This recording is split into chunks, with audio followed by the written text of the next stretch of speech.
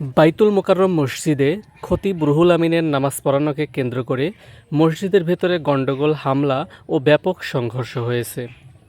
জানা গেছে, আওয়ামী লীগের সময়ে নিয়োগপ্রাপ্ত গোপালগঞ্জের রুহুল আমিন, যিনি বাইতুল মোকাররমের খতিব হিসাবে দায়িত্ব পালন করেছেন, আজ তিনি মসজিদে এলে উপস্থিত মুসল্লিরা তার ইমামতিতে নামাজ আদায় করতে আপত্তি জানান।